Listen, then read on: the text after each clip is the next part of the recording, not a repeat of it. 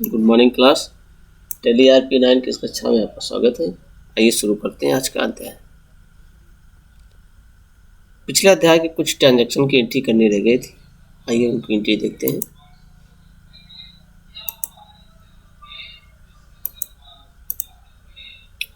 दुकान का किराया दिया, राम से उधार लिया, बैंक में नकद जमा किए, राम को भुगतान किया, बैंक से नकद निकाले। तो पहला ट्रांजैक्शन हमारा है दुकान का किराया दिया। आइए देखते हैं कि प्रभावित होने वाले दो खाते कौन से हैं। तो चूंकि रेंट दिया जा रहा है, कैश दिया जा रहा है, इसलिए प्रभावित होने वाले दो खाते हो जाएंगे हमारे, एक रेंट अकाउंट और एक कैश अकाउंट। अब ये देखना है कि रेंट अकाउंट और कैश अकाउंट किन अकाउंट के अंतर्गत आएंगे। तो रेंट हमारा जैसा कि व्यय है, व्यय अकाउंट होते हैं, नॉमिनल अकाउंट के अंतर्गत आते हैं, और कैश हमारी संपत्ति है तो कैश अकाउंट रियल अकाउंट बनेगा। अब इनके नियमानुसार, नॉमिनल अकाउंट के नियमानुसार व्यय और हानि को डेबिट करो तथा आय व लाभ को क्रेडिट करो। अब तक के आप लोग को सभी रूल्स याद हो गए होंगे। और रियल अकाउंट के नियमानुसार जो वस्तु व्यापार में आए उसे डेबिट करो और जो वस्तु व्यापार से जाए उसे क्रेडिट करो। चूंकि हम व्यय पहले देखते हैं, नॉमिनल अकाउंट रेंट हमारा व्यय है और नॉमिनल अकाउंट के नियमानुसार व्यय और हानि को डेबिट करो, तो रेंट हमारा अकाउंट डेबिट हो जाएगा। और रियल अकाउंट के नियमानुसार जो वस्तु व्यापार से जाए उसे क्रेडिट करो। चूंकि कैश हम दे रहे हैं, कैश हमारे व्यापार से जा रहा है, इसलिए कैश अकाउंट क्रेडिट हो जाएगा। तो इसको इस प्रकार लिखेंगे, rent account to cash account. अगला ट्रांजेक्शन है हमारा राम से उधार लिया। यहाँ पर अब देखना है प्रभावित होने दो खाते कौन से हैं। राम से हम कैश उधार ले रहे हैं, तो कैश, एक तो कैश अकाउंट हमारा प्रभावित हो रहा है और दूसरा राम से ले रहे हैं, इसलिए राम का अकाउंट प्रभावित हो रहा है। तो प्रभावित होने वाले खाते हो जाएंगे कैश अकाउंट और राम का अकाउंट। अब यहाँ पे देखना है कि ये दो अकाउंट किन अकाउंट के अंतर्गत आते हैं। क्योंकि कैश, जैसा कि आप लोग जानते हैं, कैश संपत्ति है, इसलिए रियल अकाउंट हो जाएगा, और राम व्यक्ति है तो व्यक्ति पर्सनल अकाउंट हो जाएगा, इसलिए ये हो जाएगा हमारा प्रभावित होने वाले अकाउंट हो जाएंगे रियल अकाउंट और पर्सनल अकाउंट। अब इनके नियमानुसार, रियल अकाउंट के नियमानुसार जो वस्तु व्यापार में आए उसे डेबिट करो तथा जो वस्तु व्यापार से जाए उसे क्रेडिट करो।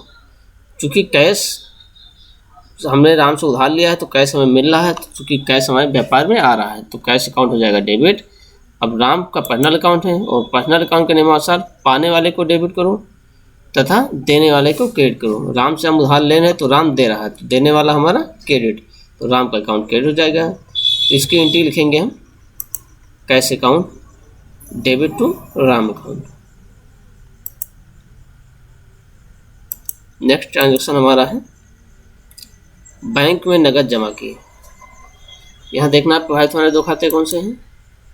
चूँकि हम बैंक में जमा कर रहे हैं तो एक तो हमारा बैंक अकाउंट प्रभावित होगा और कैश जमा कर रहे हैं तो कैश अकाउंट प्रभावित होगा। तो प्रभावित होने खाते हो जाएंगे बैंक अकाउंट और कैश अकाउंट।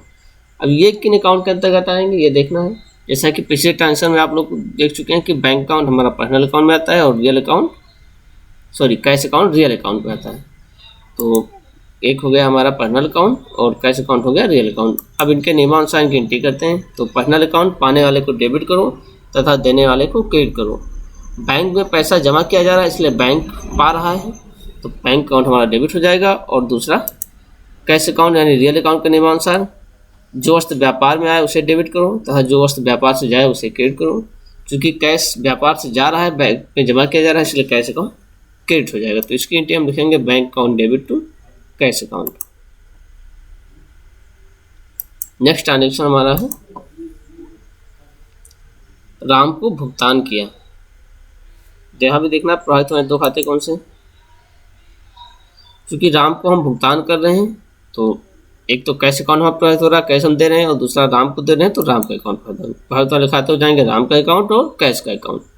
अब ये देखना है कि ये किन अकाउंट के अंतर्गत आएंगे। राम व्यक्ति का नाम है, इसलिए राम हमारा पर्सनल अकाउंट हो जाएगा, और कैश हमारी संपत्ति है, इसलिए रियल अकाउंट हो जाएगा। तो प्रभावित वाले खाते हो जाएंगे हमारे पर्सनल अकाउंट और रियल अकाउंट। अब इनके नियमानुसार इनकी एंट्री करनी है। तो पर्सनल अकाउंट के नियमानुसार पाने वाले को डेबिट करो तथा देने वाले को क्रेडिट करो। राम को भुगतान किया यानी कि राम को हम पैसे दे रहे हैं तो राम पाने वाला व्यक्ति हुआ, पाने वाले को डेबिट, यानी कि राम का अकाउंट डेबिट हो जाएगा। और रियल अकाउंट के नियमानुसार जो वस्तु व्यापार में आए उसे डेबिट करो, जो वस्तु व्यापार से जाए उसे क्रेडिट करो।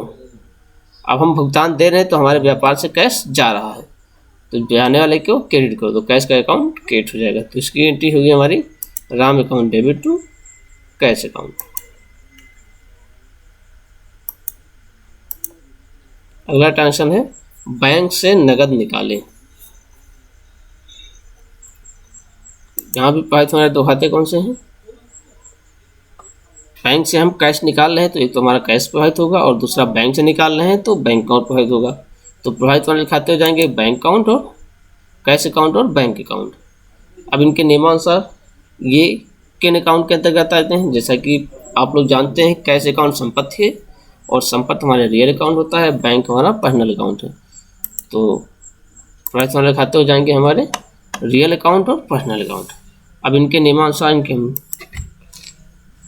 रियल अकाउंट के नियमानुसार जो वस्तु व्यापार में आए उसे डेबिट करना है, और जो वस्तु व्यापार से जाए उसे क्रेडिट करना है। तो कैश हम बैंक से निकाल रहे हैं, तो बैंक से कैश जब निकाल रहे हैं तो कैश हमारे पास आ रहा है, नहीं व्यापार में कैश आ रहा है। तो व्यापार में वस्तु जो आए उसे डेबिट करना है, तो कैश अकाउंट यहाँ पे डेबिट होगा।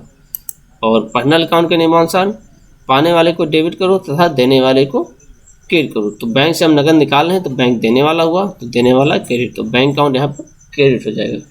तो इसकी एंट्री लिखेंगे cash account debit to bank account. धन्यवाद।